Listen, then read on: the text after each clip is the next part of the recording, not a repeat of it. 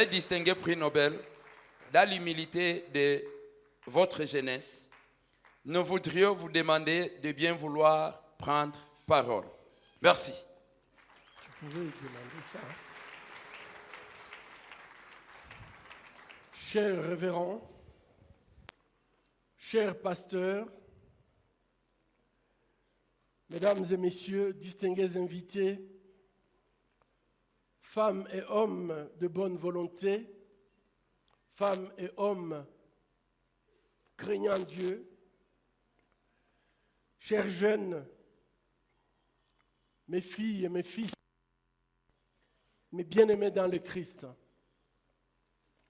En ce début de l'année 2023, je voudrais commencer cette réunion, cette conférence, par une prière de bénédiction pour vous tous et vos familles, pour que la grâce de notre Seigneur Jésus-Christ ait en abondance. Je voudrais prier pour vous, pour que la paix de notre Père qui est aux cieux règne dans vos cœurs et que la joie du salut, ce salut que nous avons eu par notre Seigneur Jésus, soit votre partage dans le nom puissant de Jésus-Christ. Soyez tous bénis dans cette journée de dimanche où nous allons partager sur le rôle de la jeunesse chrétienne dans la gestion d'une nation en péril. Chers frères et sœurs, je suis heureux d'être parmi vous et remercie de tout cœur l'église de Sayouni, qui est une église aussi.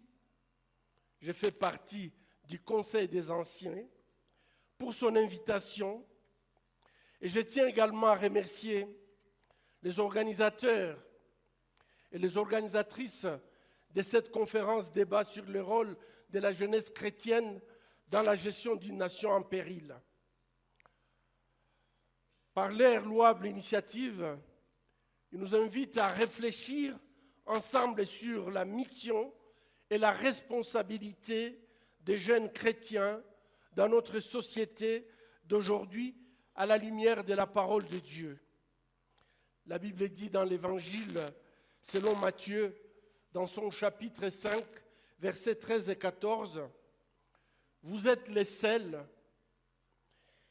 et la lumière du monde. » En cela, une de nos missions est de donner de la saveur, donner du goût, du sens à notre humanité et d'éclairer le monde par les triches de notre engagement sociétal.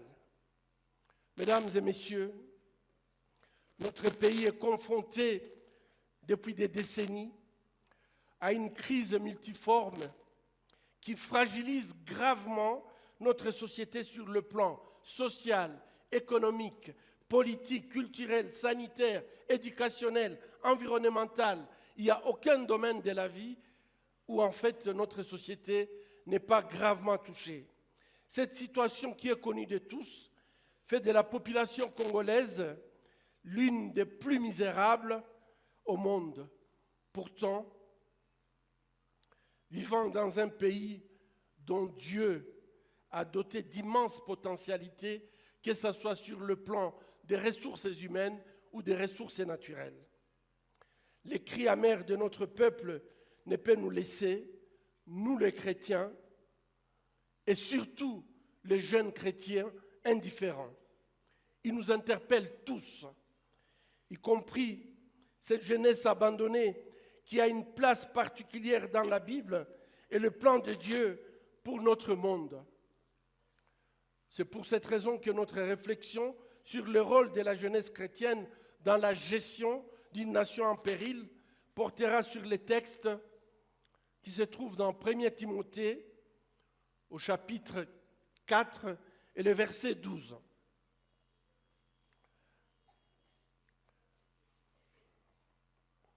Première Timothée 4 et verset 12. La Bible dit ceci. que personne ne méprise ta jeunesse. Sois pour le croyant un modèle en parole, en conduite, en amour, en foi et en pureté. Jusqu'à ce que je vienne, applique-toi à la lecture publique des Écritures, à l'enseignement et à l'encouragement. Chers frères,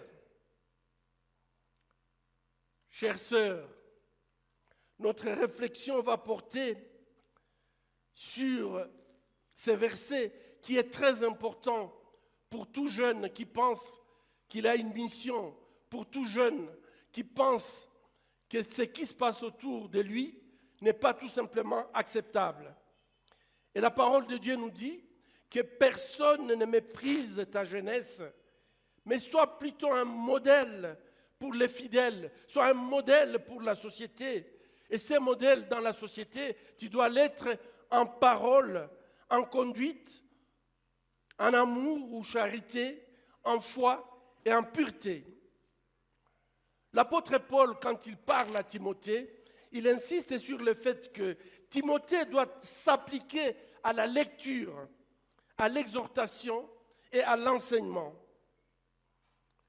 Et surtout, il dit à Timothée, ne néglige pas les dons qui est en toi et qui t'a été donné par la prophétie avec l'imposition des mains de l'assemblée des anciens. La parole de Dieu donne des recommandations claires par rapport à la jeunesse. Ce sont des recommandations qui sont claires et nous allons essayer de passer ces recommandations en revue. Que personne ne néglige, que personne ne méprise ta jeunesse.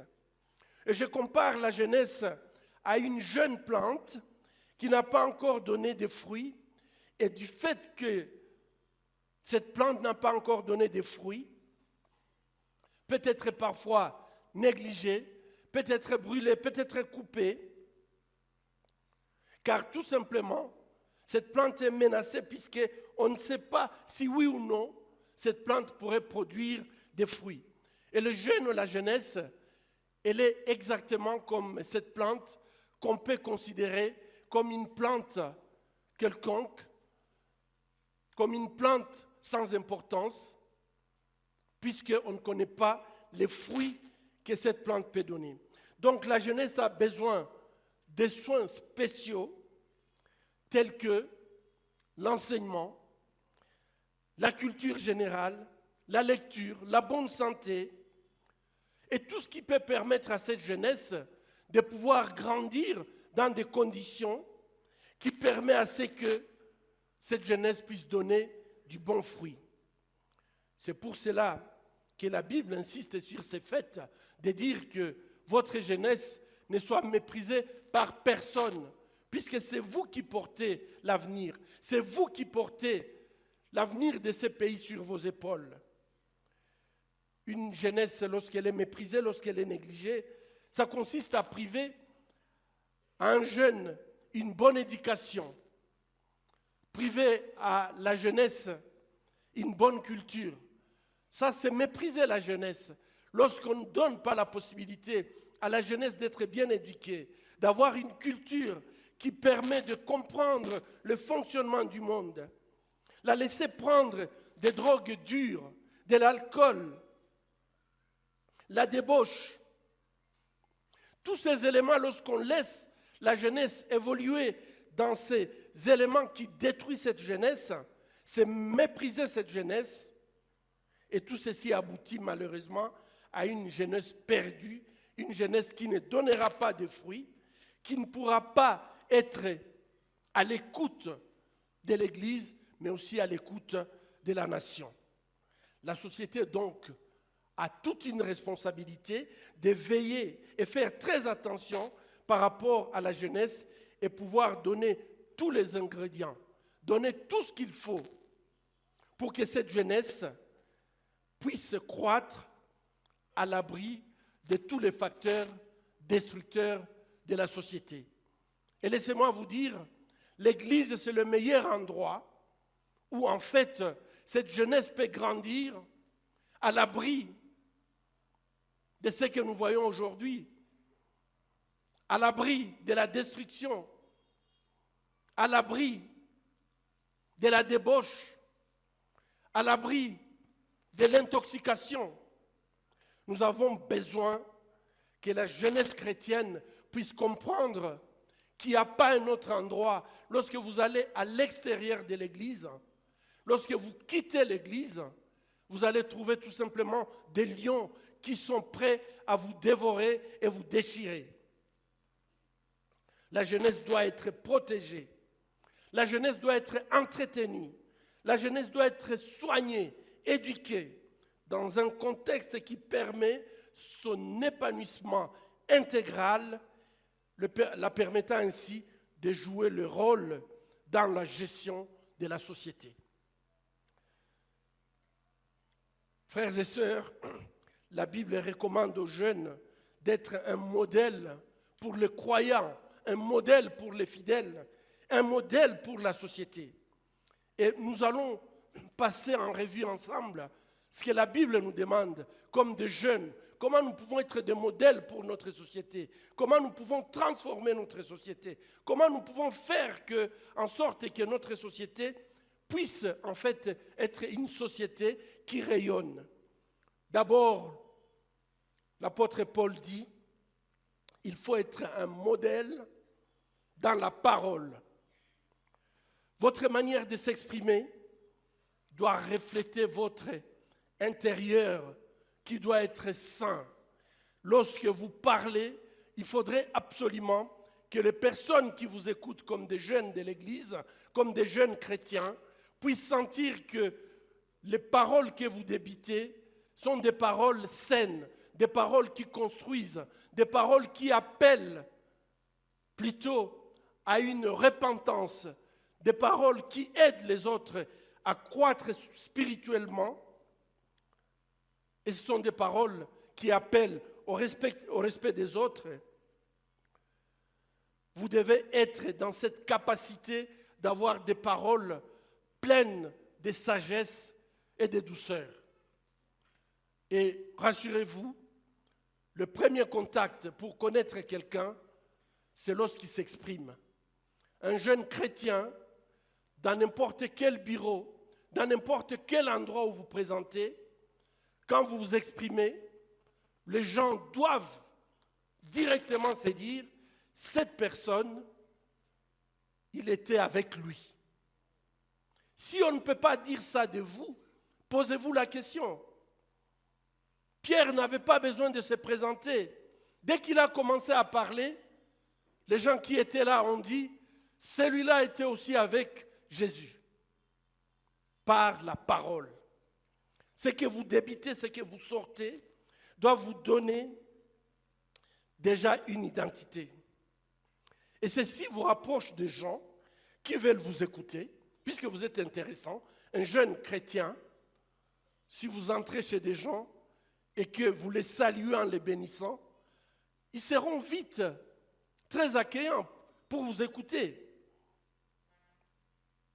Et surtout, au lieu de vous mépriser, ils vous respectent et vous soutiennent, puisque votre langage permet de créer une relation avec les personnes autour de vous. Des insultes, des insanités sont devenues malheureusement monnaie courante dans la bouche des jeunes. Même parfois des jeunes chrétiens, ils veulent imiter les autres, mais vous n'avez pas à imiter les autres. Soyez des imitateurs du Christ. C'est la seule imitation que vous pouvez avoir dans tout ce que vous dites et tout ce que vous faites. Un jeune chrétien doit débiter les paroles de louange et de bénédiction constamment. Même quand vous vous fâchez, chantez, réfléchissez à une chanson de Kaloupa et chantez cette chanson. Quand je m'énerve au bloc opératoire et que je me dis, là, je risque de commencer à débiter des choses graves, Amen. Ce qui m'entoure quand quand ils sentent que je commence à chanter Royan Gutulia, ils disent, docteur, il y a quelque chose qui ne va pas. Soyons dans un état de louange et de bénédiction en permanence. C'est ça qui va nous distinguer du monde. C'est ça, un jeune chrétien. Et du fait que vous débitez des paroles qui bénissent les autres vont avoir un intérêt par rapport à vous. Et au lieu de vous mépriser, ils vont vous accueillir. Le deuxième point que la Bible nous dit, nous devons être un modèle en conduite. Votre conduite doit être irréprochable. Dans vos actes, on doit savoir vous distinguer de jeunes non chrétiens, des jeunes qui n'ont pas encore rencontré personnellement Jésus. Et ici, je ne parle pas tout simplement de jeunes qui sont dans l'église, puisque parfois nous avons des jeunes à l'église, mais qui n'ont jamais fait cette rencontre personnelle avec Jésus. Et je vous invite de faire cette expérience. Lorsque vous avez l'expérience avec Jésus, vous vous distinguez de jeunes non chrétiens. Même si tout le monde, vous entrez dans un milieu et que vous trouvez que tout le monde applique la fraude, vous, jeunes chrétiens, restez intègres. Même si tout le monde se compromet dans l'adultère, fornication, vous, jeunes chrétiens, restez intègres. Même si tout le monde est réprochable, ne dites jamais Sinjo vile binakuaka. Toi, tu n'es pas comme les autres. Tu as été sauvé, lavé par le sang de Jésus. Et lavé par le sang de Jésus, tu ne peux pas être comme les autres. Peu importe. Parfois, on peut dire de vous, Ukoyuma. Alléluia. Tu dis tout simplement, je suis le Yuma de Jésus. Amen. Je suis le Yuma de Jésus. Et ça montre très bien que vous portez la marque du Christ en vous. Et lorsque vous avez la marque du Christ en vous, vous pouvez dire à n'importe qui, ne me dérangez pas, j'ai cette marque en moi. Et cette marque m'interdit de faire comme tout le monde, je vais faire comme Jésus. C'est la seule voie pour pouvoir agir. Chers amis, à l'image de jeune Daniel, on ne va pas parler de Daniel aujourd'hui, mais lorsque vous lisez les livres de Daniel, vous verrez que ce jeune était en déportation à Babylone. Et en fait, il va se retrouver au palais royal. Ce jeune Daniel qui était avec ses compagnons en captivité, le roi avait proposé de leur donner des mets, de la nourriture qui était consacrée aux dieux. Et Daniel a dit, je ne peux pas manger les mets qui ont été consacrés à d'autres dieux. Il a refusé. Nous, aujourd'hui, lorsqu'on est assis au palais royal, on serait prêt à tout faire pour plaire. Mais Daniel a dit, pas question. Je ne peux pas manger avec mes compagnons, Meshach, Shadrach et Abednego. Et je pense qu'aujourd'hui, c'est ça le modèle que nous devons avoir, être à mesure de dire non à un Nebuchadnezzar, à dire non au fort de ce monde, puisque nous avons la voie que nous suivons. Et Daniel, à cause de sa conduite irréprochable, il avait eu la faveur aux yeux de Dieu, qu'il utilisa puissamment pour donner la révélation des songes du roi. Et lorsqu'il avait donné cette révélation des songes du roi, eh bien, le roi fut émerveillé par Daniel et décidant d'élever Daniel au commandement de Babylone. Vous comprenez très bien que ces jeunes Daniel, qui savaient qui il servait, qui était d'une conduite irréprochable, il n'a pas cherché le pouvoir, mais c'est le pouvoir qu'il a cherché, puisqu'il avait une conduite différente de tous les autres jeunes du royaume de Babylone à l'époque. Amen. Étudions et essayons de comprendre ces personnages, nous verrons que, quelles que soient les menaces, Daniel et ses compagnons, ils étaient d'une conduite irréprochable et à cause de ça, leur comportement a fait qu'ils soient élevés, même s'ils étaient dans un pays de déportation où ils étaient esclaves. Et donc, Dieu ne tient pas compte de tes origines. Tu peux venir d'un milieu très reculé, des parents qui n'ont rien. Mais si tu restes fidèle à Dieu et que tu as une conduite irréprochable, Dieu peut t'élever très très haut et tous les autres, il les laisse en bas. Dieu ne tient pas compte de ce que tu es, d'où tu viens, il tient compte de ce que tu es par rapport à lui et ce que tu fais. Dieu ne tient pas compte des accusations. Shadrach, Abednego et Meshach, ils étaient accusés, mais cela n'a pas empêché que Dieu puisse les élever et les mettre à l'intendance du royaume, puisqu'ils étaient intègres et ils ont fait confiance à Dieu au lieu de faire confiance aux hommes. La troisième chose, c'est la charité ou l'amour. Aujourd'hui, on peut constater que la charité nous manque terriblement, alors que les jeunes chrétiens de la première Église vivaient dans le partage total de leurs biens en fonction de leurs besoins et le besoin de chacun. Acte 2, 44. Tous ceux qui croyaient étaient dans le même lieu, ils avaient tous en commun, ils vendaient et leurs biens et ils en partageaient le produit entre tous selon les besoins de chacun. Ils étaient chaque jour tous ensemble, assidus au temple, ils rompaient le pain dans les maisons et prenaient leur nourriture avec joie et simplicité du cœur. Aujourd'hui, au sein de l'Église, c'est l'égoïsme qui prime. C'est la compétition qui domine. Dans l'Église, et ne parlons même plus de notre société où finalement, les gens existent seulement pour eux-mêmes. C'est comme s'il y avait la vie qui est pour une catégorie de personnes.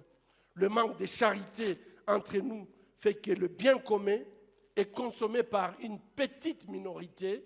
Aujourd'hui, nous avons produit des millionnaires en quelques années, alors que la grande partie de la population vit dans une misère indescriptible. Et spécialement les jeunes qui souffrent terriblement dans ces pays, alors qu'il y a une petite classe. Et ça, c'est le manque de charité. C'est l'absence de voir l'autre comme toi-même. Lorsque les pharisiens demandent à Jésus quelle est la plus grande loi, Jésus dit, il y a une, c'est d'abord aimer Dieu de tout ton cœur.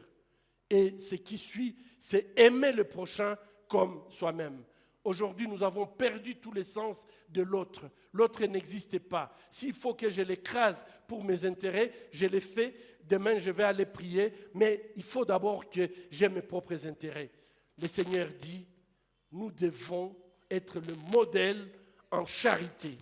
La charité, c'est cette capacité d'indignation face au malheur qui frappe l'autre. Tu ne peux pas voir l'autre dans une situation de malheur, dans une situation où son droit est enlevé, dans une situation d'oppression, et que tu gardes silence.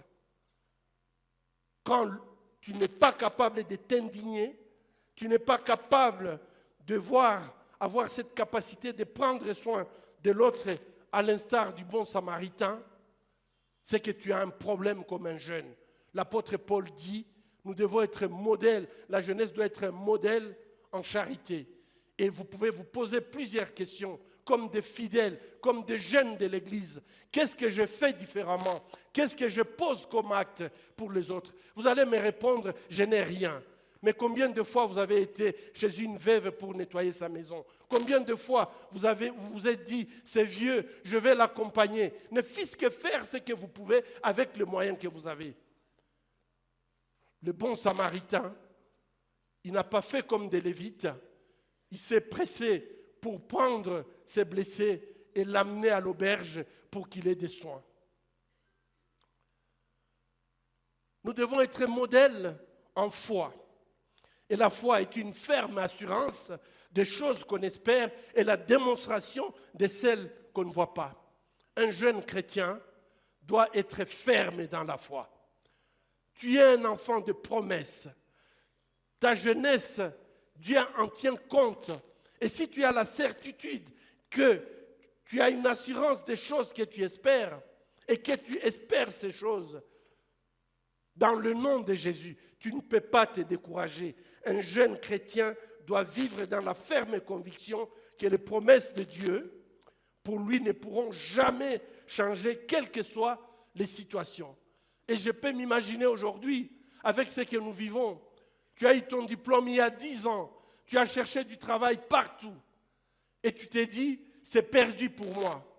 Tu commences à réfléchir, à te poser des questions, s'il ne fallait pas que tu te comportes comme les autres. Nous voyons aujourd'hui dans nos universités de jeunes filles qui se prostituent pour pouvoir réussir même des examens. Chère jeunesse, si vous êtes dans la promesse de Dieu, vous devez tout simplement croire, vous devez avoir la foi que ce que Dieu a promis, quelle que soit la situation, Dieu le fera. Il le fera.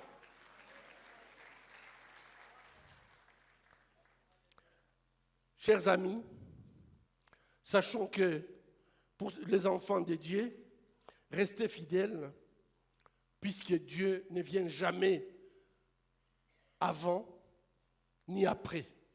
Il arrive toujours à l'heure. Et c'est ça ta promesse. Enfin, l'apôtre Paul demande au jeune Timothée d'être un modèle en pureté. Et l'exemple de pureté pour notre jeunesse aujourd'hui que je voulais partager avec vous, on ne va pas entrer en détail, on n'a pas le temps, mais le modèle de pureté que j'ai trouvé dans la Bible, en préparant ces messages, c'est le jeune Joseph, qui va se trouver esclave, vendu par ses frères en Égypte, alors que la femme de son maître veut coucher avec lui. Joseph, il ne craint pas seulement son maître, à qui il doit tous les respects, mais Joseph, il craint Dieu. Amen. Joseph, il craint Dieu. Genèse 39, verset 9. Il est écrit, en parlant de son maître, il dit, « Il n'est pas plus grand que moi dans cette maison.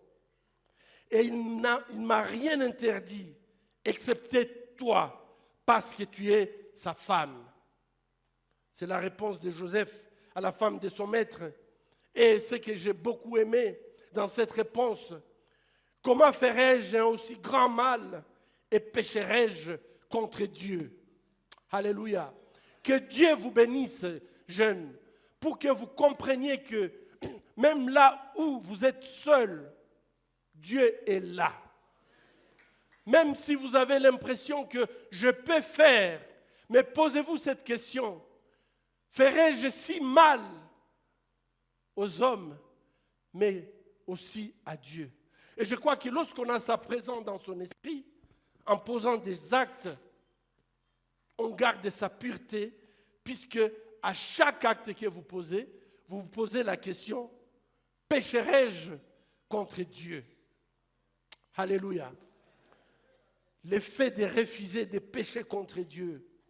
Joseph, après avoir résisté à cette femme adultère, il a tout fait pour le mettre en prison. On ne va pas entrer dans le détail, mais nous connaissons la finalité. C'est que la pureté de Joseph, Joseph a eu la faveur de Dieu et il a été élevé au rang de premier ministre de Pharaon.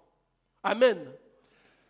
Il est très important de pouvoir saisir que Dieu élève les humbles, Dieu élève des personnes qui restent pures, des personnes qui ont une conduite irréprochable, des personnes qui marchent selon la volonté de Dieu et qui ont la marque de Dieu en eux.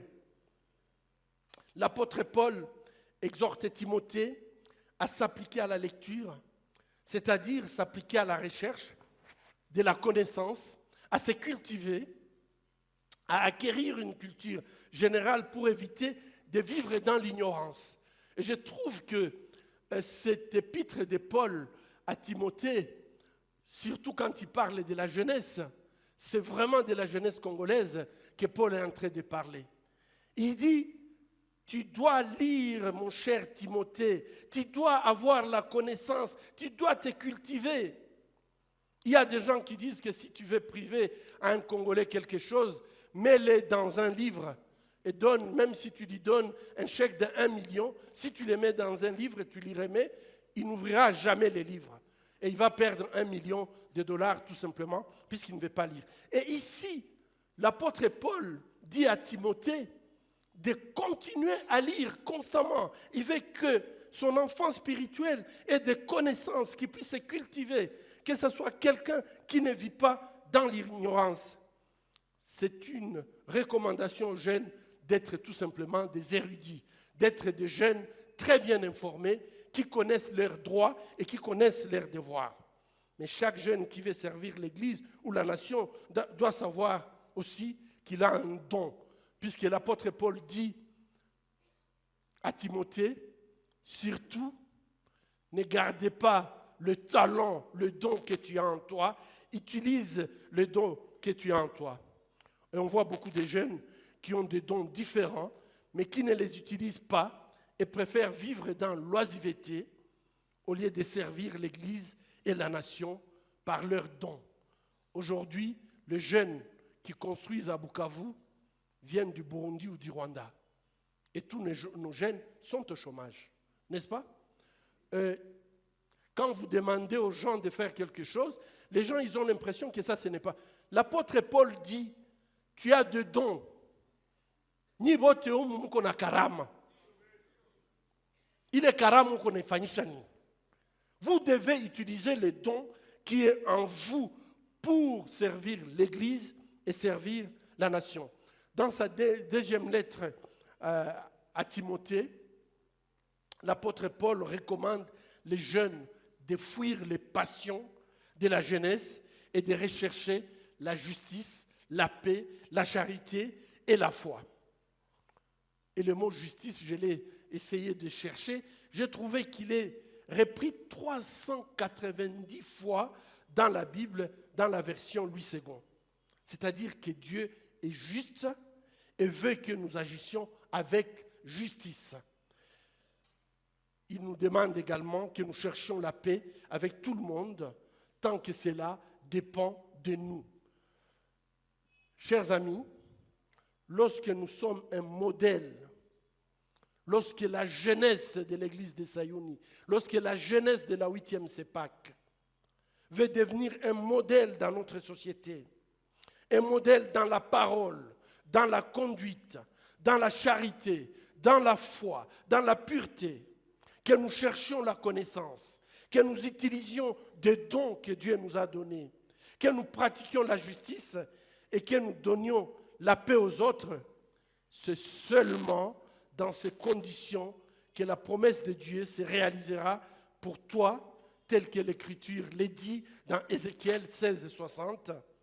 Mais je me souviendrai de mon alliance avec toi au temps de ta jeunesse et j'établirai avec toi une alliance qui sera une alliance éternelle. Gloire à Dieu. Cette alliance éternelle avec Dieu nous permet de jouer un rôle important dans notre nation, à l'image de Daniel et ses compagnons, à l'image de Joseph en Égypte ou de Timothée dans la dispensation de la parole de Dieu. Si l'on doit avoir une alliance éternelle avec Dieu, il faut absolument qu'on puisse s'appliquer à fuir les passions de la jeunesse. Lorsqu'on se laisse aller dans les passions de la jeunesse, malheureusement, on ne fait pas l'alliance avec Dieu et on perd cette opportunité d'avoir une alliance éternelle. Et je ne sais pas, l'alliance éternelle, comment on peut traduire ça en Swahili. Kuana agano la milele. Kuana agano la milele avec Dieu. Je ne sais pas si vous réalisez comment Dieu vous considère, vous la jeunesse. Et il fait cette alliance éternelle où l'agano ya milele avec vous, c'est pendant votre jeunesse, comment vous vous comportez pendant votre jeunesse, que ça va traduire ce que vous allez devenir à l'âge adulte. Donc, vous êtes dans une période où vous devez travailler avec vos dons, vous devez travailler avec votre connaissance, vous devez prendre tout ce que vous avez pour dire « je veux créer une alliance éternelle avec Dieu ». Que Dieu soit loué. Chers amis, la question que nous pouvons nous poser aujourd'hui, après avoir vu la recommandation de Paul à Timothée, un jeune, que Paul veut, quand il écrit ses lettres, il était assez... Et c'est comme s'il était en train de faire en quelque sorte son testament. Il veut laisser un jeune, que ce soit un jeune qui va tout simplement porter le message que Paul portait. Mais ces recommandations de Paul aux jeunes sont-elles contraires à la loi? Et ça, c'est la question que je vous pose, mais à laquelle je vais aussi répondre. Tout ce que Paul dit à Timothée comme jeune, toutes ces recommandations ne sont pas en contradiction avec la loi et en contradiction avec la loi de la République démocratique du Congo. Pour qu'un jeune ait une raison de ne pas servir sa nation et jouer un rôle important lorsque la nation est en péril. Donc il n'y a aucun jeune ici qui dira qu'au nom de sa foi, il ne peut pas servir la nation, qu'au nom de sa foi, il ne peut pas changer la République démocratique du Congo, qu'au nom de sa foi, il ne peut pas s'engager pour que la misère du Congo change. Tu n'as aucune raison de pouvoir le dire, puisque ce n'est pas contraire à la parole de Dieu. La loi est claire et nous allons voir, il n'y a aucune raison. Le plus grand handicap que nous avons plutôt, c'est l'ignorance de la loi. Le grand handicap que la jeunesse congolaise a,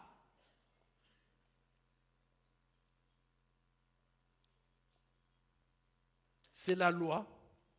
Le jeune Congolais ne sait pas ses droits et ses devoirs. Kijana wa Kongo iko muhali yenye hajue haki yake ni nini.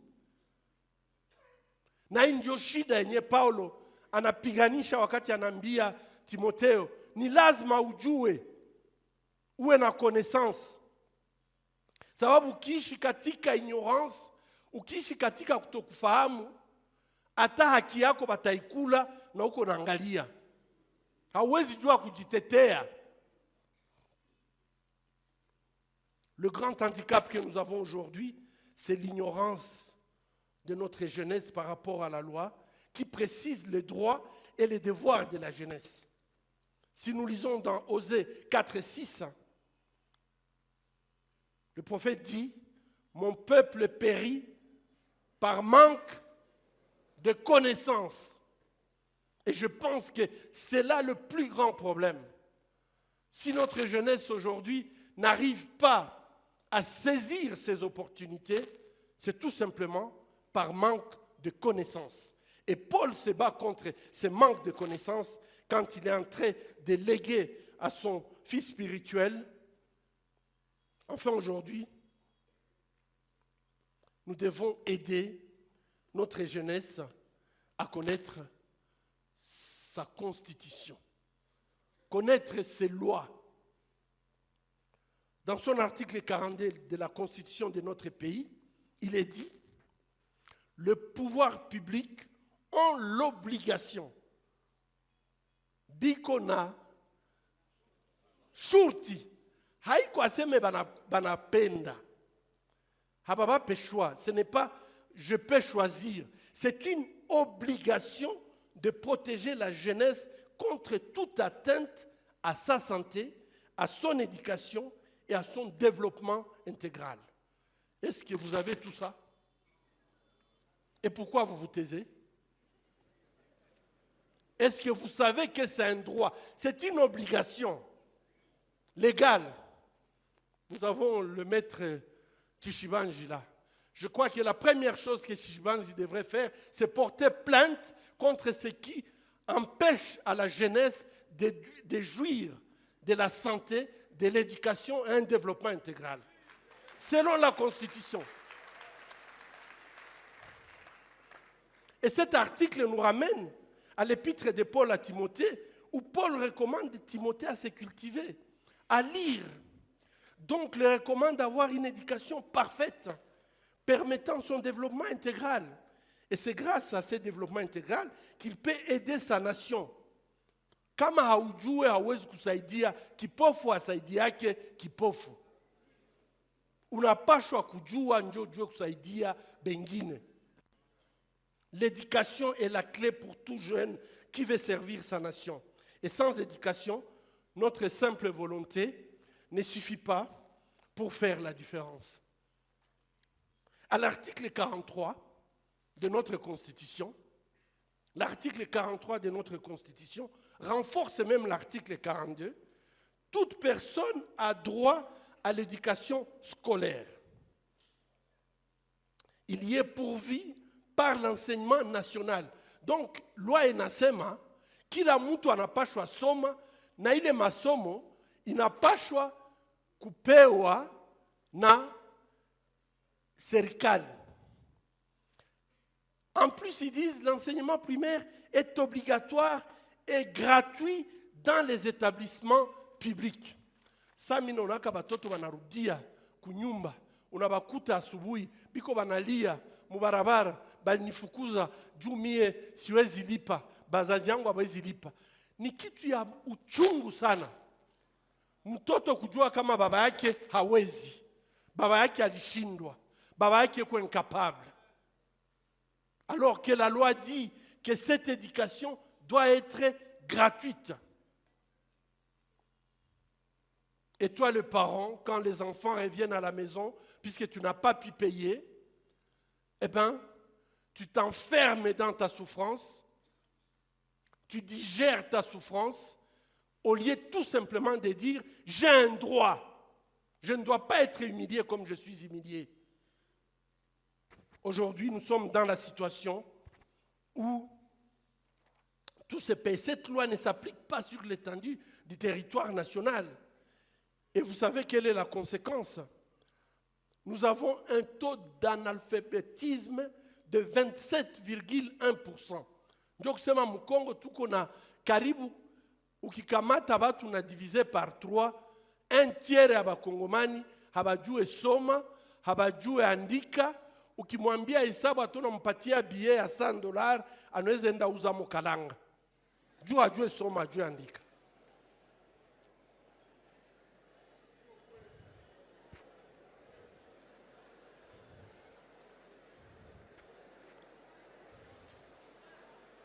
Chers amis, j'enseigne, je suis enseignant. Et je peux vous dire qu'aujourd'hui, là c'est 27% d'analphabètes, donc ne savent ni lire ni écrire. Mais au Congo, nous sommes en train de développer une autre forme d'analphabétisme. Ce sont des gens qui font tout leur cursus en payant les enseignants. Et au bout de compte, ce sont des gens qui ne peuvent pas formuler une seule phrase en français correct. Sasa unajiuliza huyu anasoma kai. Sasa yenyewe kwa anajifunzaka histoire aye. Alors que la Constitution dit que vous devez avoir une éducation correcte avec une culture qui vous permet de pouvoir vous défendre dans la société.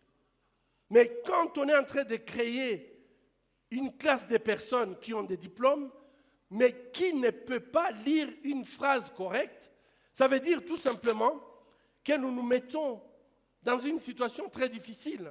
Et je me pose la question, comment pouvons-nous être utiles quand nous sommes incapables même de nous exprimer, quand nous sommes incapables d'exprimer ce que nous pensons? Ça nous met tout simplement dans un état de frustration. Nous avons peur de parler devant les autres. Nous disons que nous sommes des diplômés de médecine, diplômés de droit, diplômés d'économie, Mais quand on te pose la question, tu fouilles puisque tu n'es pas capable de pouvoir défendre ce que tu sais. Malheureusement, cet article où nous devons avoir, la jeunesse doit avoir une éducation correcte, cet article n'est respecté nulle part et la jeunesse n'exige pas son droit. Et peut-être que la jeunesse n'exige pas son droit, soit par ignorance, soit par négligence. Et dans tous les cas, il n'y a pas d'avenir sans éducation. On ne peut pas reconstruire une nation en péril lorsque l'on n'accède pas à une éducation et une éducation de bonne qualité. Si nous prenons l'article 46, cet article 46 dit « La jeunesse a droit à la culture, donc a droit à la connaissance ». Là, nous revenons à Paul. Le droit à la culture, liberté de création intellectuelle et artistique, et celle de la recherche scientifique et technologique, tout ça sont garantis sous réserve du respect de la loi et de l'ordre public et des bonnes mœurs. Je vais m'arrêter là.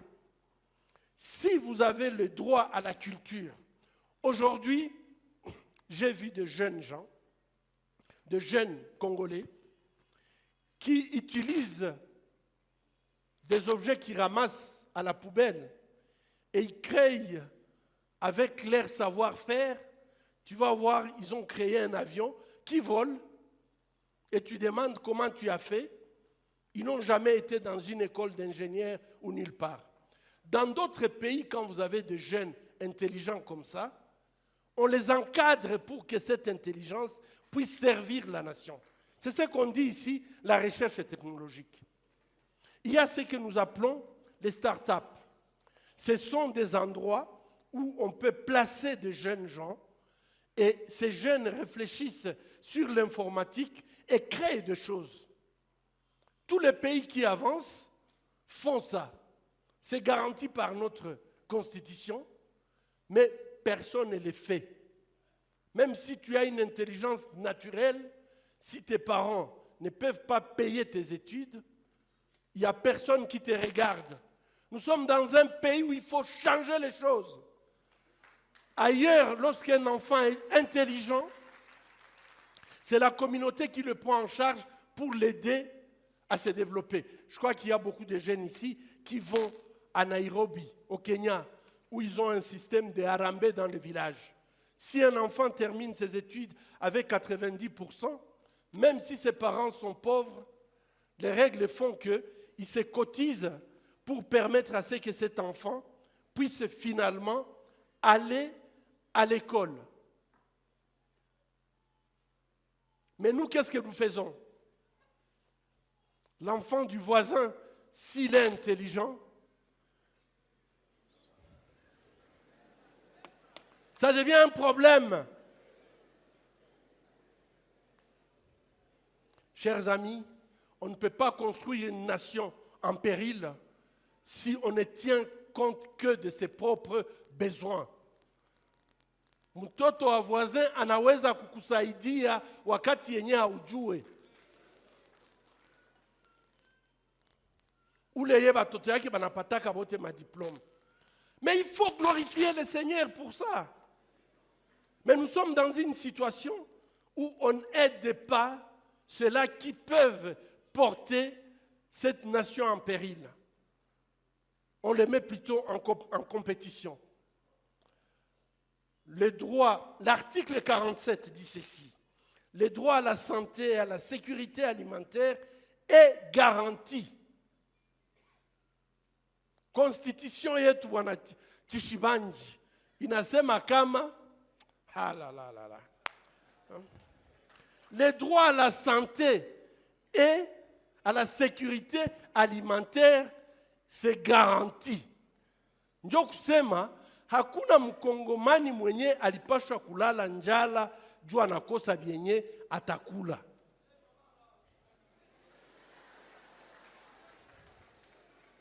Et je pense que si la Constitution le dit, ce n'est pas un rêve. Moi, j'ai travaillé à Ubundu en 1997. À Ubundu. Je peux vous dire que c'était la première fois que j'ai vu qu'on peut faire pousser les riz sans cultiver. Donc, moi, Kongo yenye Mungu alitupa, hauna hata besoin ya kulima. Ukikata tu miti, unachoma mayani, unaisukuma pembeni, unamwanga mpunga, 3 mois après, unavuna. Benye banatokea kule baletere ushuda. Tulilimisha watu mchele. Saa ya kuvuna, tulikuwa tunasema batafanya 2 saisons. La deuxième saison, je me présente, les gens me disent, docteur, ukuye kwanza ukule hii yenye tuko nayo, njo tutalima ingine.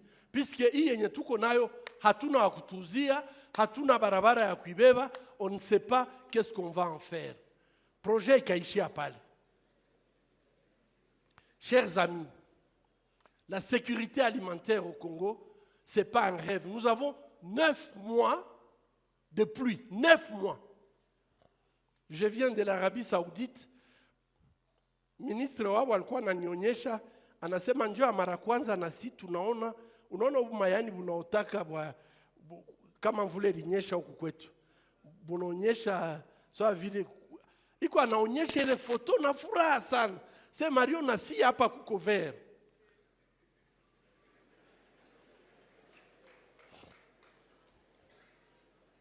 Nous avons le vert partout. Lakini wende panzi kusale ya batoto inayala batoto bebiko na bwaki.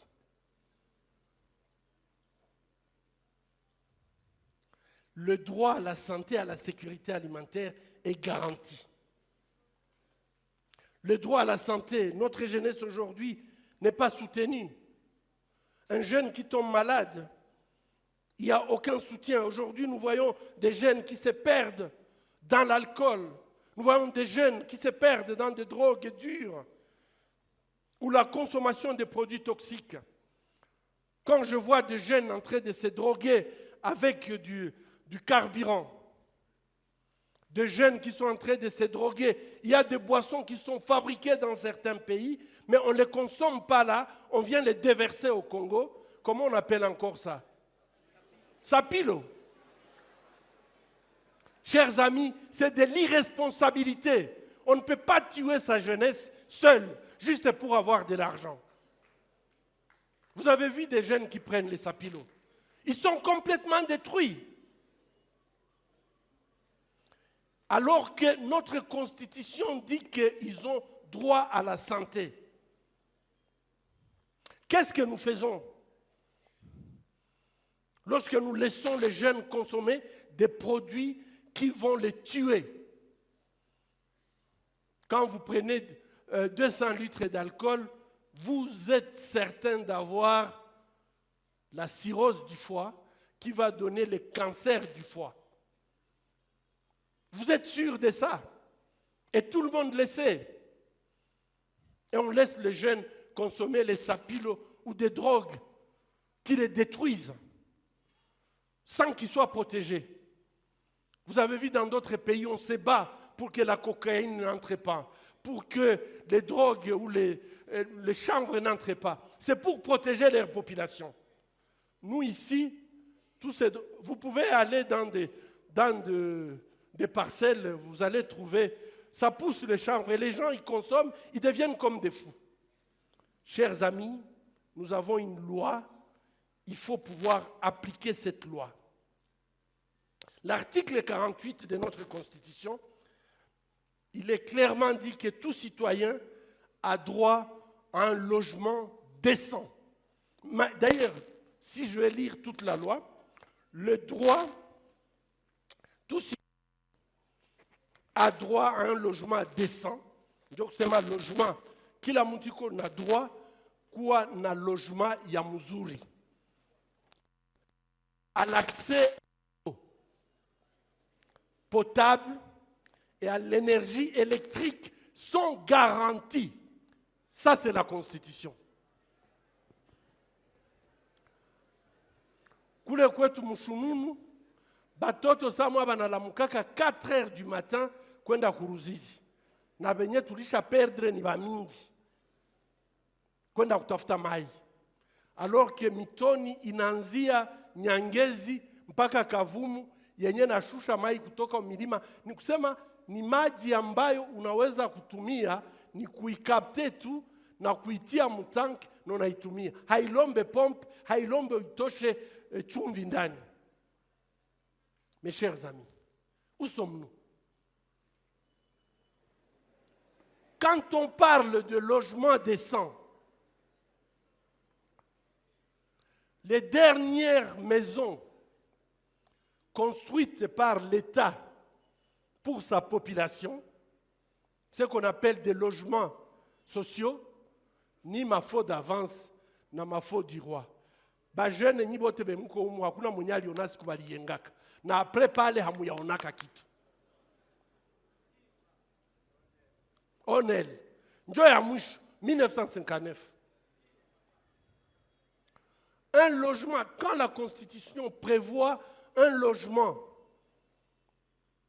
décent, ça veut dire qu'il faut avoir un programme de construction de maisons qu'on appelle des maisons sociales. Juwe jeune hauna franka. Atona pata kazi ya bien, haiko siku lipata kazi njo tafanya économie. Tu ne feras pas l'économie le jour où tu as commencé à travailler.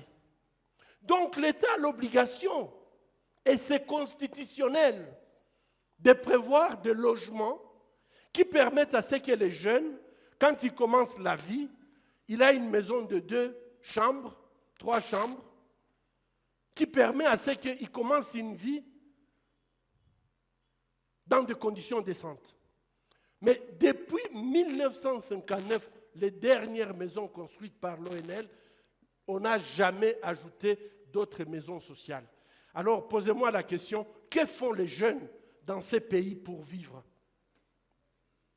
C'est très dur.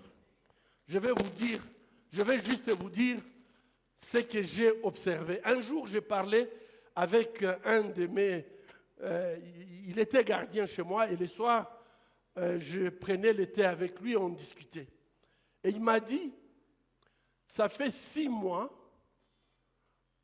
na mie minakuwa mutu.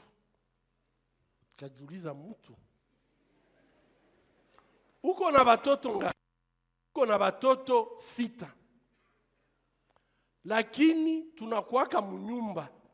Tuko batoto 9. Bagarson 7. Na kila moya na bibi yake.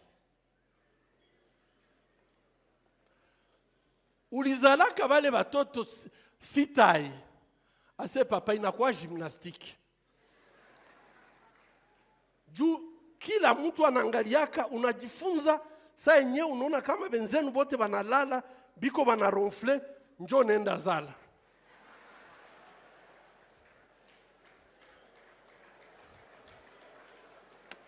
Chers amis, n'applaudissez pas. C'est très grave.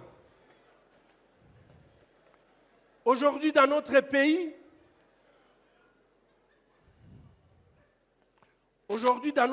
malgré cette loi, cet article de la Constitution, le jeune qui se marie, il se marie dans la maison paternelle. Et chacun peut faire 4, 5, 6 enfants dans la maison paternelle. Comment tu vas faire l'éducation? Et moi, je crois que quand ce jeune m'a dit ça, j'avais des larmes. Puisque je me suis imaginé comment tu peux être marié et ne pas jouir de ton mariage, tout simplement puisque tu ne peux pas avoir ton intimité. Mais les gens s'habituent à ça. Et les gens commencent à considérer que c'est normal. Chers amis, je vous répète, la loi est claire par rapport à ça. C'est l'article 48, allez le lire, il est clair. Tout citoyen a droit à un logement décent, le droit d'accès à l'eau potable et à l'énergie électrique, ils sont garantis. Ukiishi hata basi mugiza bila mai unaweza ishi. Lakini kama uko na bibi na batoto, kisha batoto yako banakomala, uko unaangalia batoto yako unasikia haya. Kisha unasema niko muinchi. Na mimi naongozwa, mimi natawaliwa.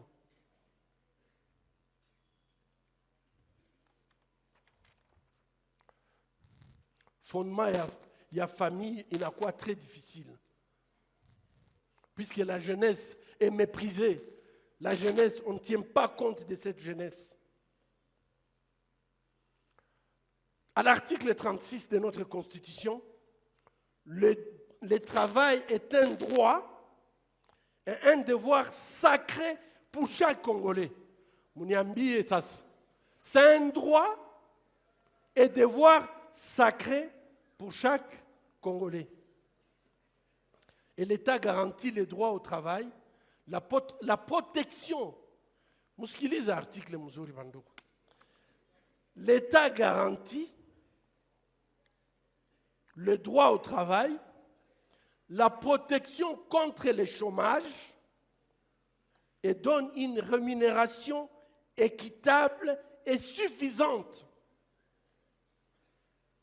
assumant au travailleur ainsi qu'à sa famille une existence conforme à la dignité humaine. Chers amis, votre silence m'inquiète. La jeunesse congolaise, c'est inquiétant que nous ayons une constitution qui dit que l'État doit garantir le travail et la protection contre le chômage. Si asikiaka mwenyewe anafanya kampanya yake anasema aye totalité contre le chômage. Ce n'est même pas une priorité. Une rémunération équitable. Si certaines personnes peuvent gagner jusqu'à des millions en termes de salaire, et de l'autre côté, vous avez des agents de l'État qui ont moins de $100, et la Constitution dit que ça doit être équitable.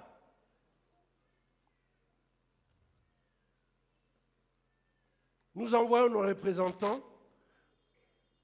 Ils ne se gênent pas d'avoir $21,000 quand le soldat qui est au front gagne $70. Je crois que si on n'a pas la culture qu'il faut, si on n'a pas les connaissances qu'il faut, comme le dit Paul, on est dans une souffrance. Le travail chez nous est devenu une exception. Et le chômage est devenu plutôt la règle. C'est exceptionnel d'avoir le travail.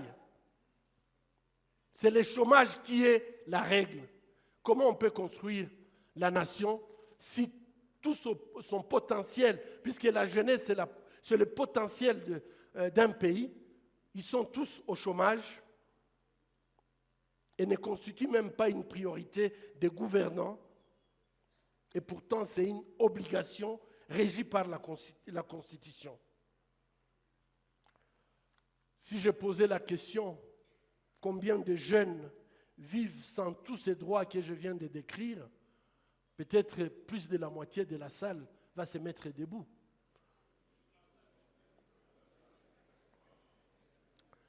Un jeune chrétien doit connaître les lois du pays et pouvoir exercer ses droits. Il faut amener notre jeunesse à promouvoir les activités sur les droits de l'homme ou encore la connaissance de notre Constitution. Cette négligence, pourtant contraire à la loi, a un impact considérable, non seulement au niveau individuel, mais aussi au niveau social. L'article 62 de notre Constitution dit « Nul n'est censé ignorer la loi ».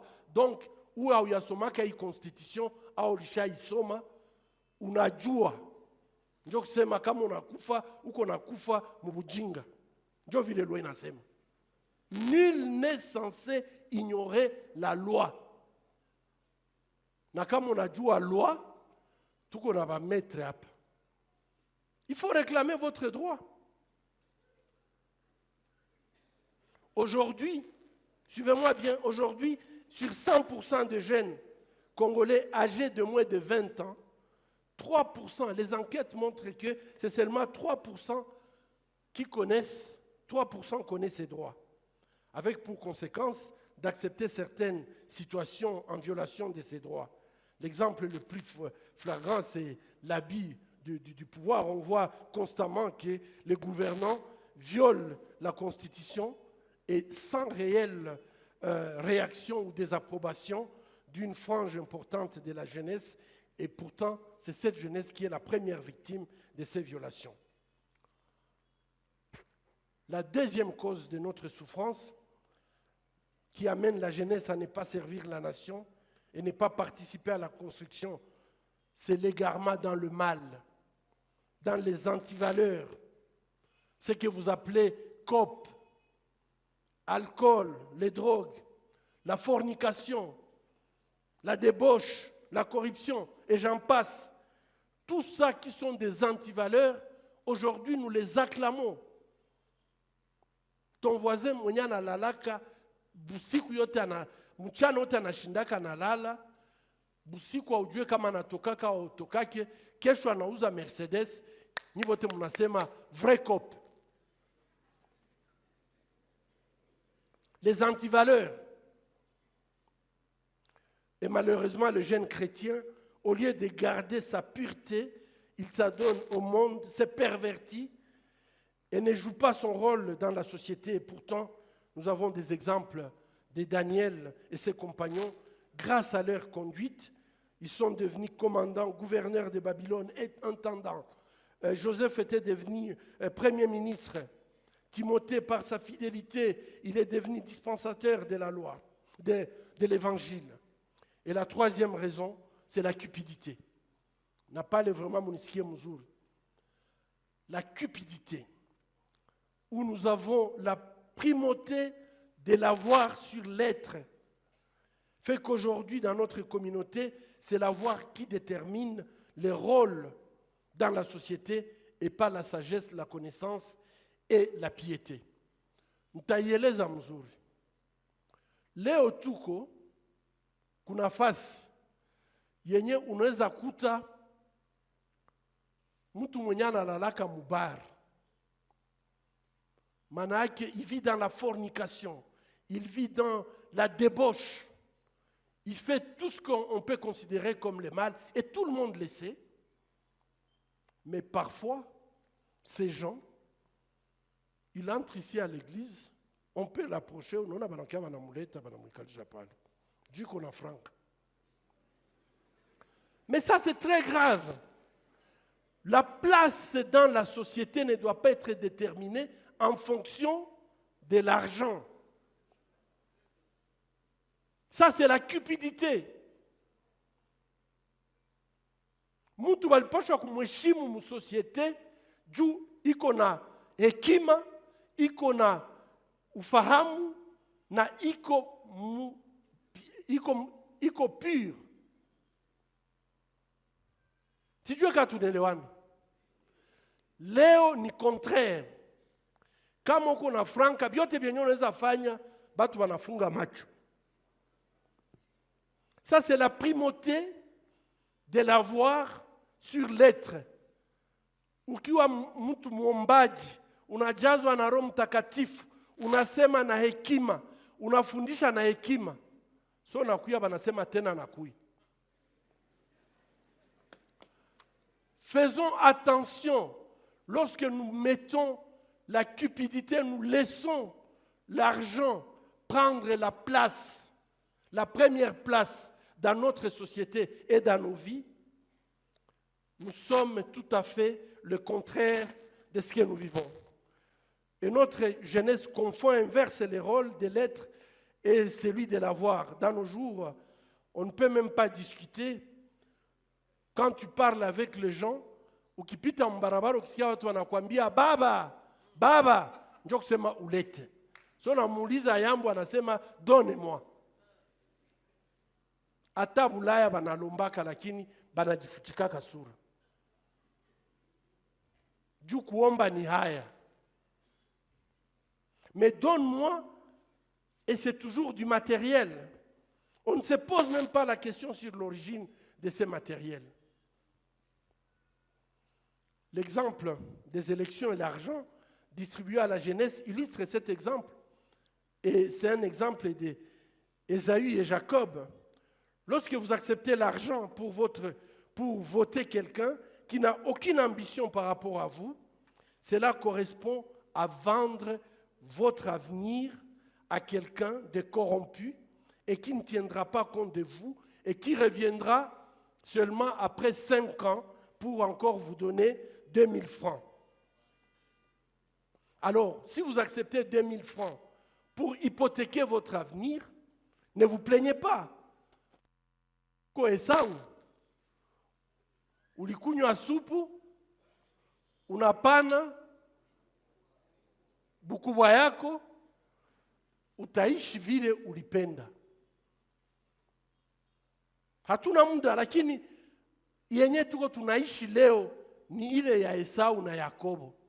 Jule mwenye unapatia anakupa 2000 francs, ye kwenye anaenda anaiba, anawina, anafanya vyote contre maentere yako. Lakini sauti yako itatoka wapi? We njo litiaka kusema huyu njo mimi napenda. Vijana tutoke kuwa ba Esau, kuuzisha urizi yetu juu ya 2000 francs.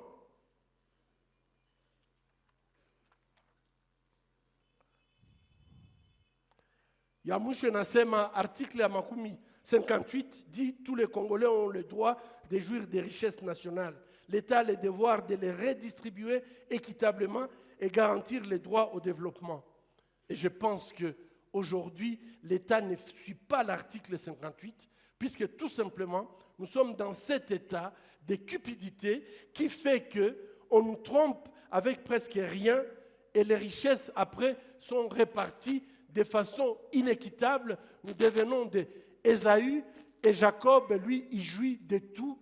Il devient le père d'Israël et nous vivons dans la misère totale. En conclusion, un jeune chrétien devant sa nation en péril ne peut absolument rester indifférent. Ukinyamaza na taifa liko linapotea, uko na responsabilité sur Mkristo. Spirituellement, il doit s'engager, éviter les périls de sa nation en s'armant comme le conseille Paul et ne permettre que quelqu'un méprise sa jeunesse en étant un modèle pour la société, en parole, en conduite, en foi, en charité, en pureté. Être également aussi instruit, pratiquer la justice et être artisan de la paix. La parole de Dieu nous dit aussi que la jeunesse doit fuir les passions négatives, cupidité, corruption, et plutôt faire l'alliance avec Dieu pour pouvoir servir la nation et être toujours auprès de ceux qui souffrent et soutenir ceux qui souffrent. Et charnellement, les jeunes doivent connaître les lois du pays, connaître la constitution du pays et connaître ses droits et ses devoirs, défendre ses droits et ceux des autres. Et je vous recommande tous cet après-midi de devenir des Daniel et des Joseph du Congo.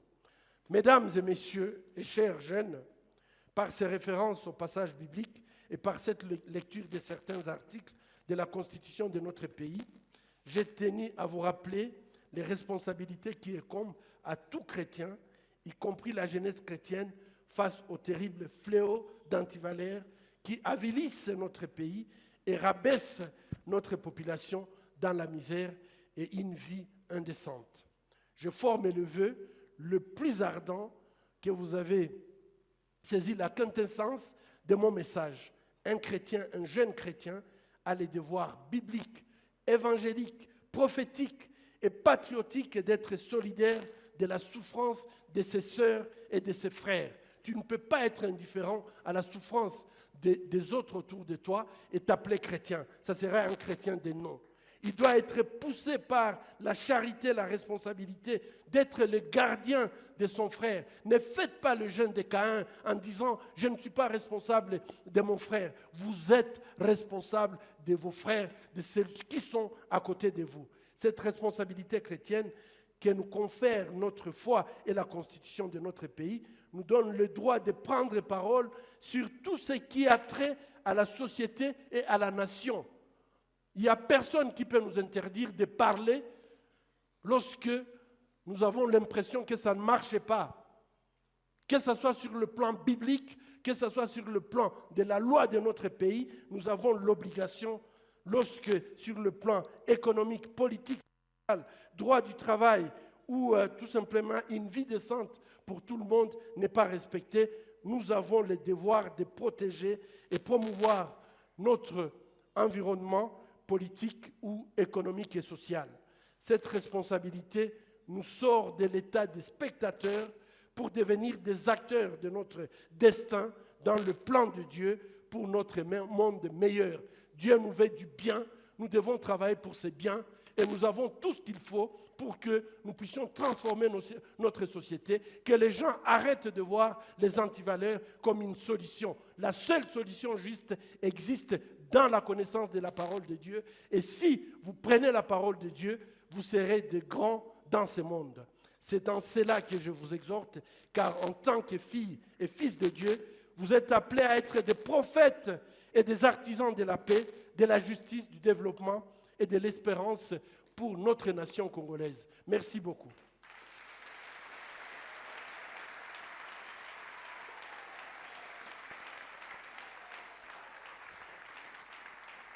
Je suis le coordonnateur de l'association des enfants des militaires et des policiers au Sud Kivu.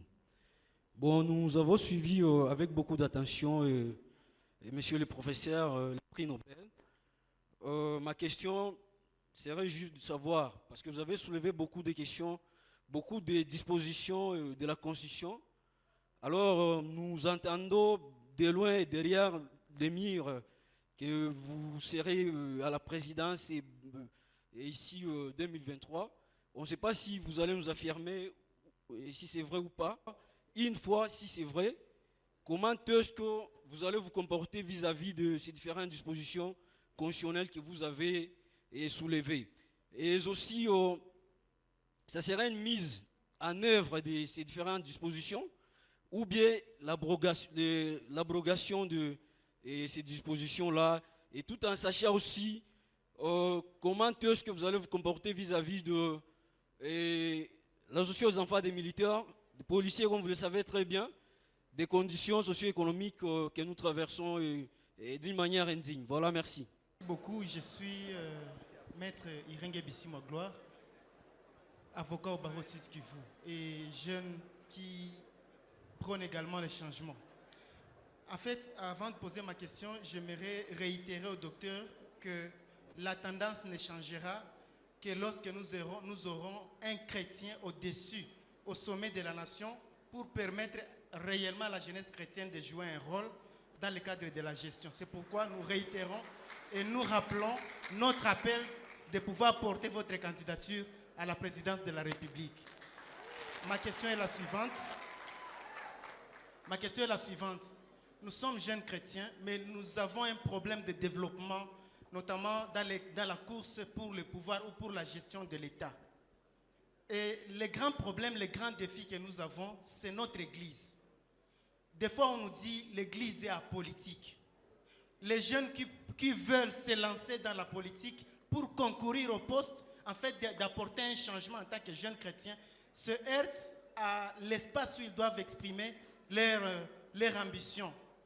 Où est-ce que la jeunesse chrétienne va battre campagne? Par exemple, est-ce que c'est dans la rue où il y a les loups, où il y a toute forme de désordre et d'antivaleurs, ou bien c'est à l'église? Nos pasteurs ne nous permettent pas de pouvoir exprimer des ambitions politiques ou de battre campagne dans l'église, alors que le milieu naturel pour un jeune chrétien de battre campagne, c'est à l'église. Que doit faire la jeunesse chrétienne par rapport à cet obstacle?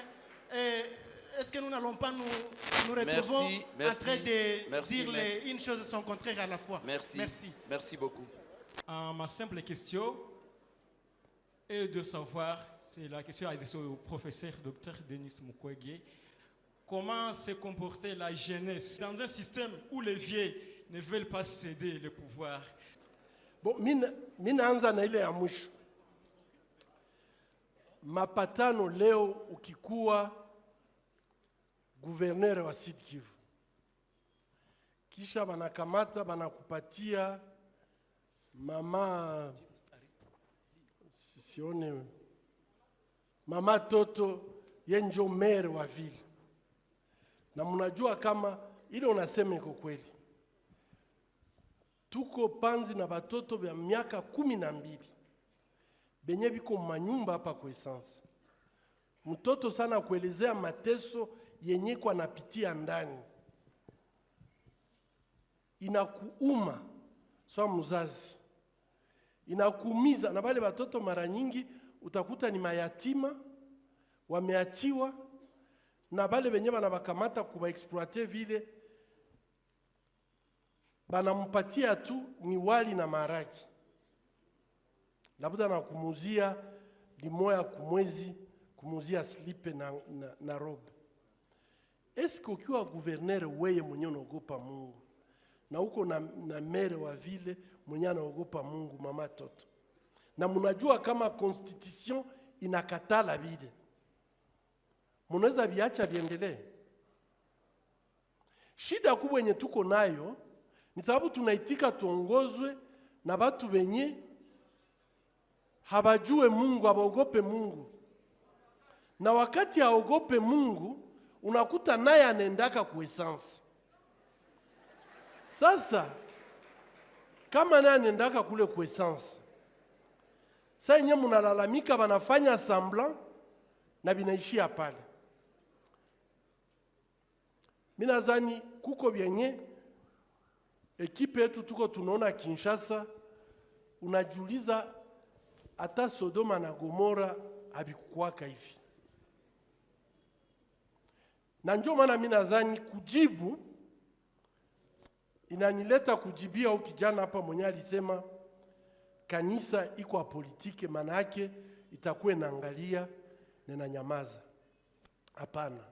Mu Biblia tuko na mifano mingi yenye natuonyesha kama kanisa inapashwa kuwa na role prophetike.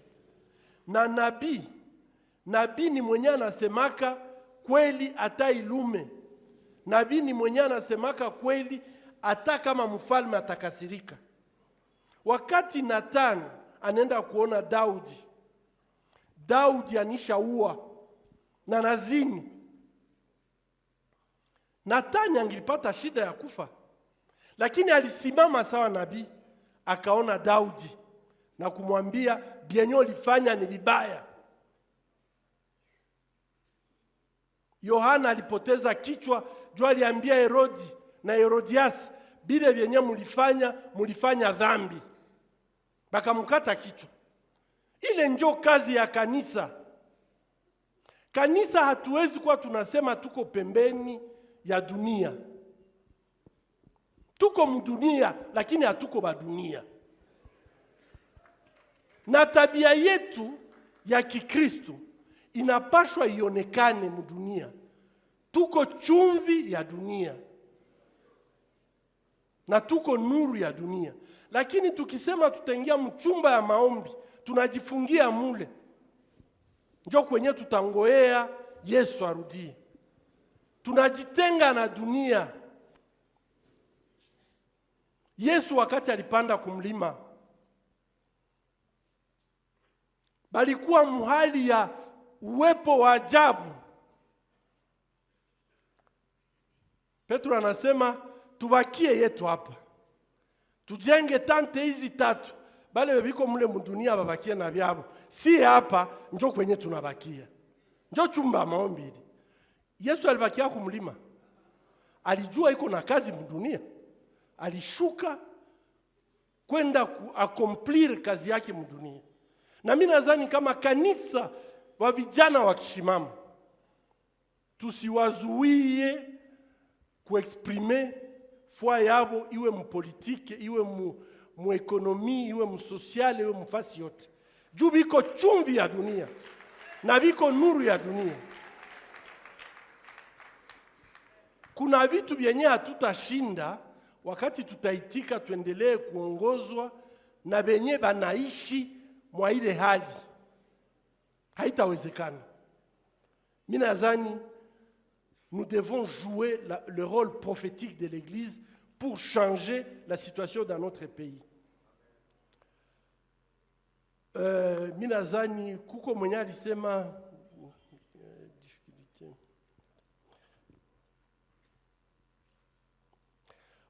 kuko mwenye aliuliza juu ya ndio kuna wengi au maorganization mingi ambayo imetuomba kama tunaweza kuleta kandidature yetu, lakini jibu langu liko wazi. Unajua tuko mwinchi yenye inaomba mabadiliko makubwa, ndio mimi naita revolution démocratique. Tunapaswa kuwa na rupture, ni kusema hali yenye tulikuwa nayo jana, ukikamata uongozi na uendelee vile vile, hautabadilisha kitu. Na kama unapaswa kufanya ile revolution démocratique, inapaswa itokee kubaze.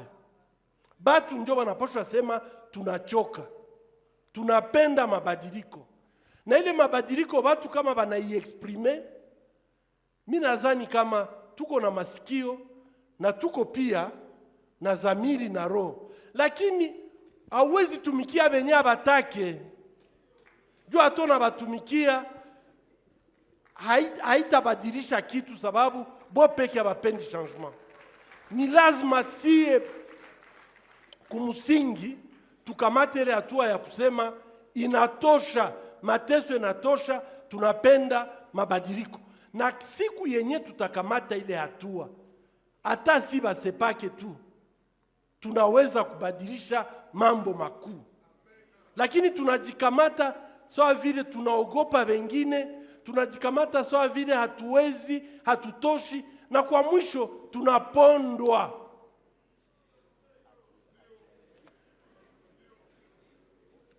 Mimi nadhani huyu ndugu aliuliza eske wakati yenye mtu anakamata uongozi, je, anaweza kumetre hii constitution en œuvre? Benye baliandika banajua kama inawezekana. Kuko benye baliingia kuongozi hayafanya miaka 3, miaka 4 kuongozi, iko na nyumba mudunia mzima, Bruxelles, New York, Dubai, nafasi nyingine. Juu ya nini zile manyumba zenye biko banenda kuuza kule, hatuwezi kujenga amo manyumba hapa babiana bapate kwenye banezekana?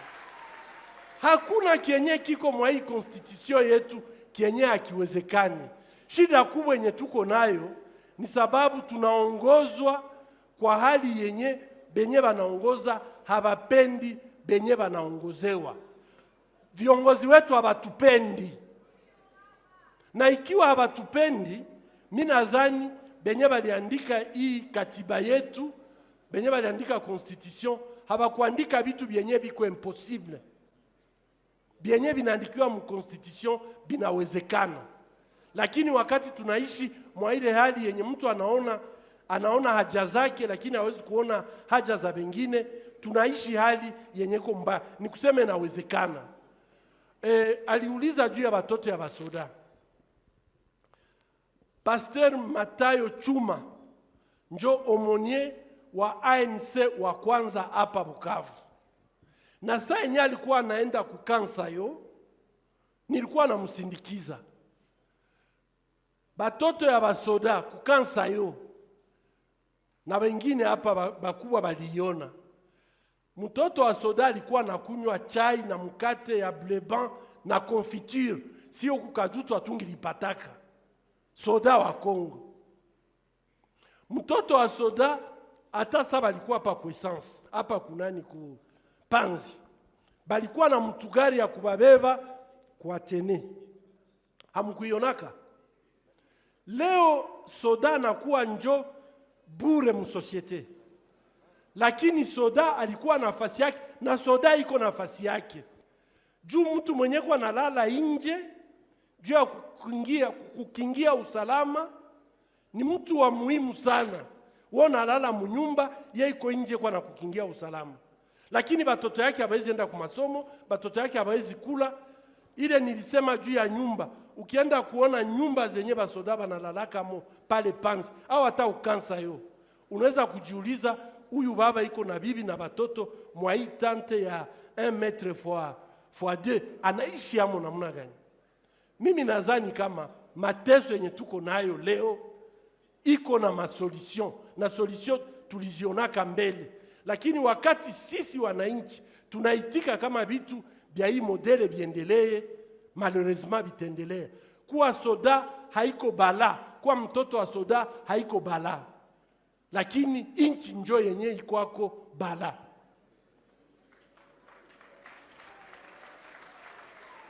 Kanisa iko na role mkubwa sana ya kufanya mwa hii nchi, sababu vitu vimeharibika kunivo yenye unaweza kujiuliza tuko wapi.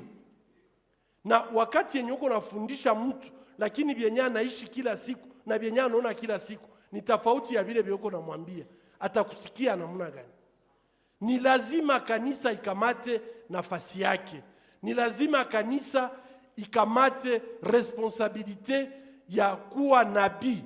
Na nabii anasemaka kweli, ilume isilume, bamuue au basimuue, lakini anasema kweli, sababu tuko na chapa ya Kristo. Na hii chapa ya Kristo tuibebe kila fasi. Asante. Mimi nadhani njoo yote hili.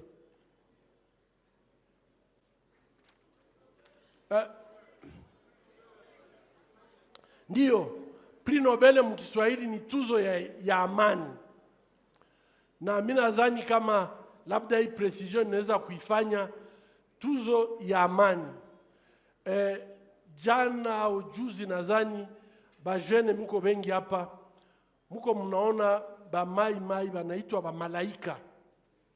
Vile biko banapiga babinti huku Saramabila. Nadhani mliona.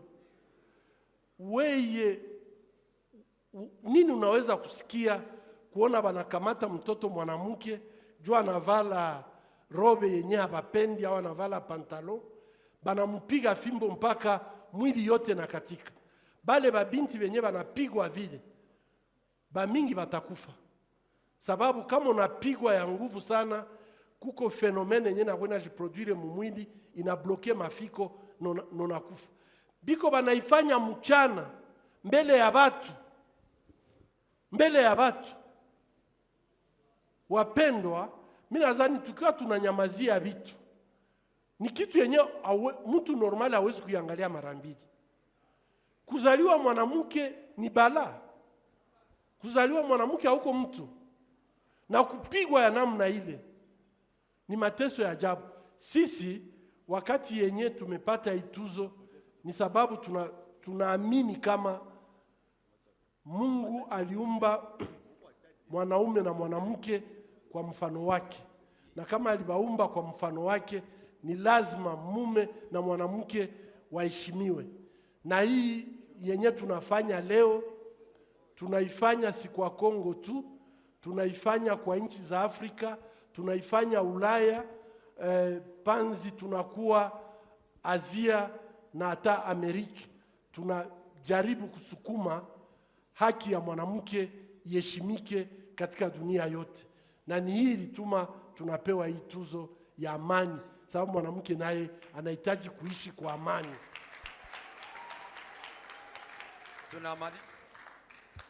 Tunamaliza kipindi ya kwanza ya makestion, tunakamata deuxième série. 5 questions tena. Mais tunasema hivi, yawezekana uko mkutano na unaweza kuwa na swali mulugha ya Kiswahili, sijue na lugha nyingine, uko mwepesi na uko huru ya kuuliza mulugha yote. Mwalimu wetu tulisema ni Obukavu, donc Kiswahili na anajua. Nitasaidia walio wengi kujua kusikia. Tunaomba tena kwa wale watauliza makestion, s'il vous plaît, tukue précis na tukue wafupi. Itaruhusu wengine wa mingi kupita. Kama tunakuwa warefu, tunamaliza muda sana. Karibu, asante. Kama question inaweza kamata 30 secondes, maximum 45, inaweza kuwa mzuri zaidi. Asante. Merci beaucoup. Lakini labda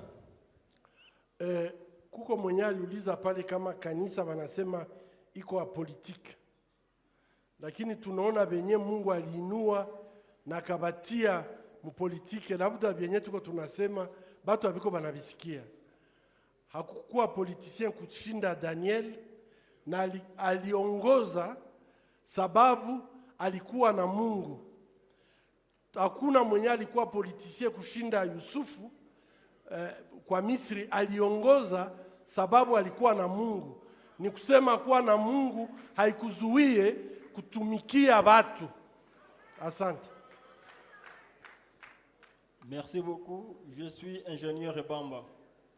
C'est avec beaucoup d'intérêt que j'ai suivi l'exposé du docteur qui a mis en évidence la jeunesse. La question va toutefois de savoir combien de fois avez-vous déjà lutté contre la destruction de cette jeunesse en péril sur tous les plans. Pourtant, le fléau destructif est un produit local. Si oui, de quelle manière concrète? Sinon, le pourquoi.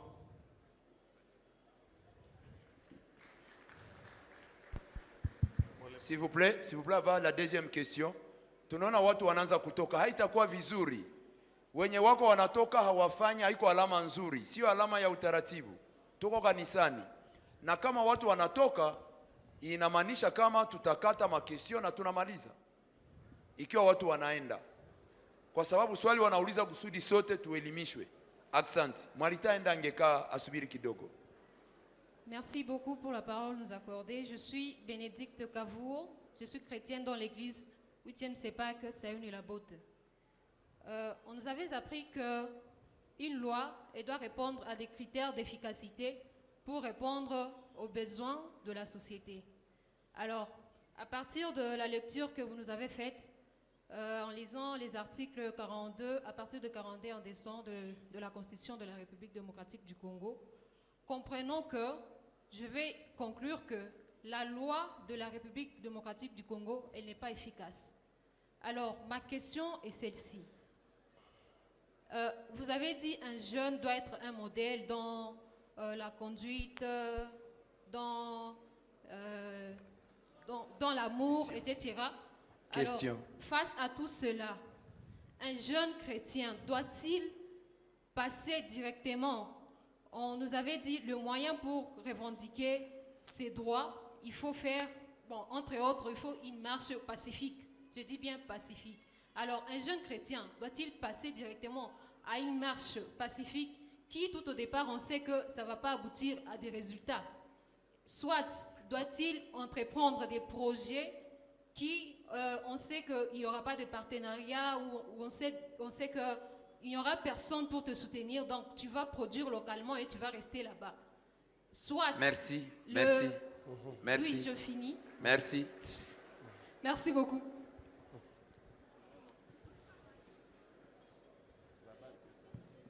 Là-bas, c'est des personnes. Merci. Je m'appelle au nom de Jacques Bissimwa Mirindi, né du territoire d'Idjoui, dans le groupement Bénin. Ma question est celle-ci. Vous avez soulevé une question là où vous dites que la jeunesse, vous avez soulevé une question en disant que chaque personne est née avec son don. Et là, j'ai une question. Si par exemple, nous trouvons que cette jeunesse a son don, mais que son don est banni par des gens, comment est-ce qu'on peut faire? C'est ça ma question.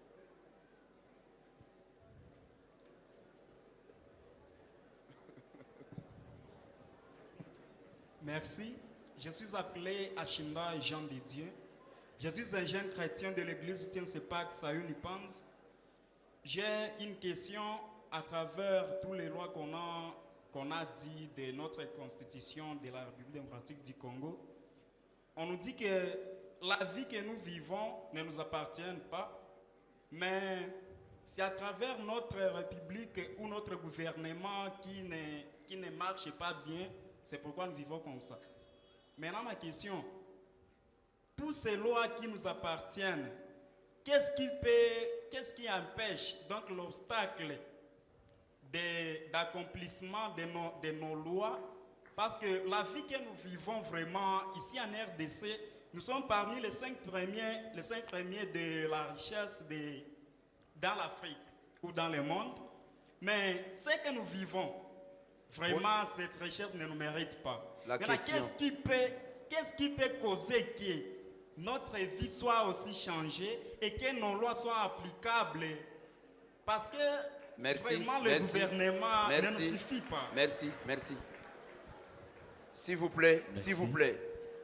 Uliza mulugha yenye uko na urahisi ya kuuliza. Ujisikie huru. Uliza mulugha yenye uko na urahisi. Asante. Merci. Au fait, je suis David Bachigé, jeune chrétien de l'église 8e Sepak Sayuni Kadoto. Monsieur docteur, aujourd'hui en RDC, il est très difficile de savoir la place qu'occupe la jeunesse dans le développement du pays, tant cette jeunesse est confrontée au manque d'emploi, d'éducation, aux méfaits de la prostitution, de l'alcool, de la drogue, de malnutrition, et ainsi que l'abandon. Selon vous, quels sont les mécanismes que vous comptez mettre en marche pour lutter contre ces fléaux, en tant qu'un homme que tout le monde souhaiterait voir briller la magistrature suprême? Ça va.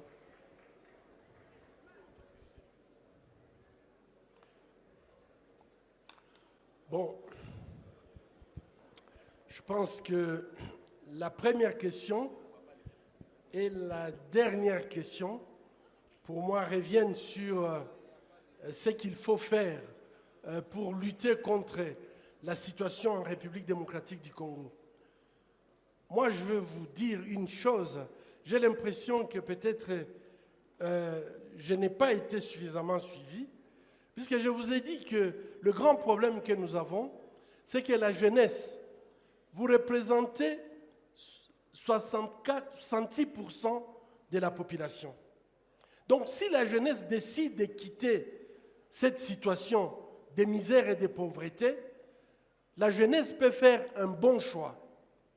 Mais malheureusement, j'ai comparé notre jeunesse à Ésaü, qui vend son droit d'aînesse juste pour la soupe. Et puis après, c'est Jacob qui jouit. Et moi, je pense que peut-être il nous faut beaucoup plus d'éducation politique, civique et politique dans des églises. Puisque lorsque vous faites votre vote, lorsque vous choisissez, qui est-ce que vous choisissez? Est-ce que vous vous posez la question si cette personne que vous allez choisir n'est pas lui-même, elle n'est pas elle-même dans la prostitution? Est-ce que vous choisissez la personne, même si on vous dit que quelqu'un a détourné 10 millions, s'il est de votre village, vous allez le choisir. Mais les 10 millions qu'il prend, il ne va pas le partager avec vous. On n'est pas exigeant avec les gens qui nous dirigent. Et aujourd'hui, le vote est devenu beaucoup plus un vote tribal ou alors un vote acheté. Et les conséquences par rapport à ça sont très claires. C'est une souffrance extrême. Il n'y a pas d'accountability, il n'y a pas de redevabilité. Les gens qui sont au pouvoir, ils n'ont pas de compte à nous rendre, puisqu'ils considèrent qu'il a vendu sa maison pour être député. Et donc, quand il est là au pouvoir, c'est pour récupérer la maison et en avoir une deuxième qui va permettre à ce qu'il soit encore candidat la prochaine fois. Ça devient un business. Mais est-ce que vous n'êtes pas conscient de ça? Mais cela ne va, malheureusement, je crois que les règles aujourd'hui, pour moi, elles sont simples. Il faut que notre jeunesse prenne conscience qu'elle a un pouvoir à travers ces petits bulletins de vote que la jeunesse aura dans sa main pour pouvoir décider comment elle veut que le pays soit dirigé. Mais si ces bulletins sont mal utilisés, tu l'utilises pour quelqu'un de ton village, tu l'utilises pour quelqu'un que tu connais déjà, que sur le plan éthique et moral, c'est un corrompu qui bat sa femme, qui a des femmes partout, etc. Il faut payer les conséquences. Moi, je pense que dans d'autres pays, si vous avez un problème, par exemple dans votre couple, les gens peuvent refuser même de vous voter, tout simplement puisque vous aviez été accusé d'adultère. Mais nous, on voit des gens commettre des actes inacceptables. Mais ça ne nous empêche pas de les donner à ceux qui nous dirigent. Vous allez attendre quoi de ces personnes-là? Moi, je trouve que quand même, il faut que la jeunesse chrétienne comprenne qu'elle a une responsabilité. Ça ne sert à rien de jeter tout simplement la responsabilité aux autres, considérant que c'est eux qui doivent changer la vie de la jeunesse. Si vous choisissez quelqu'un qui est drogué, qui est dans la prostitution ou qui est dans la débauche, ce n'est pas puisqu'il devient député ou ministre qui va changer ses habitudes. Est-ce que c'est puisque vous n'avez pas de personnes autour de vous qui ont cette capacité? Et je pense qu'aujourd'hui, les règles peuvent changer quand on voit le budget national avec toute la corruption que nous avons. Moi, je pense que la vie peut changer si notre jeunesse décide de donner la responsabilité aux hommes tels que les hommes que je viens de décrire, les hommes qui craignent Dieu, les hommes qui sont un modèle pour la société par leur foi, par la charité, par tout simplement des gens qui évitent de commettre des erreurs dans la société. Et ça, moi, je pense qu'il ne faut pas la magie pour changer la société. Il faut que la base comprenne. Et j'insiste sur le fait que s'il n'y a rien qui se passe au niveau de la base, ça sera très difficile de changer au niveau du sommet. Une personne a posé la question de l'inefficacité de la loi. Moi, je dirais beaucoup plus que la loi n'est pas tout simplement appliquée. Ce n'est pas une question d'inefficacité. Et là, ça vous fait tomber dans le fatalisme où vous dites, même si nous réclamons, même si nous faisons des marches pacifiques, ça ne va pas changer. Si on est dans la fatalité et qu'on accepte qu'il est bon, voilà, au Congo, nous allons continuer à vivre comme ça. Un Chinois, il vient, pauvre, mais quand il passe 2 ans ici, il retourne chez lui, il est riche, et toi, Congolais, tu es là, toujours dans ta pauvreté. Ça sera un choix. Et si vous êtes rigoureux par rapport aux gens qui vous dirigent, moi, je trouve que le profil chrétien correspond très bien aux gens qui peuvent prendre une responsabilité et pouvoir la conduire. Moi, je ne vois pas, je remercie vraiment notre doyen, le pasteur, qui a permis à ce que nous ayons cette séance. Est-ce qu'il pouvait permettre à ce que nous puissions parler du rôle de la jeunesse dans l'Église si lui-même ne croit pas que les jeunes de cette Église peuvent diriger ce pays? Nous voulons avoir des jeunes de ces pays qui vont dire « Moi, je vais être chef de quartier », un autre dit « Moi, je vais être bourgmestre », un autre dit « Moi, je vais être maire », un autre dit « Je vais être gouverneur, je vais être député ». Et voyons comment ces chrétiens vont se comporter. Mais si on ne le fait pas et qu'on pense qu'on a déjà tout fait, je trouve que c'est extrêmement dangereux de tomber dans le fatalisme.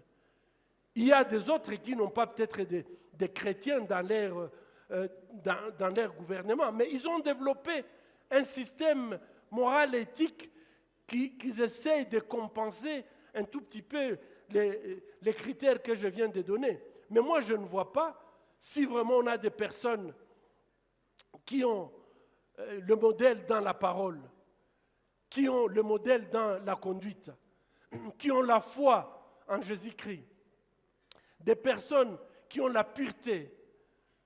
Moi, je ne vois pas comment des personnes qui pratiquent la justice, des personnes qui fuient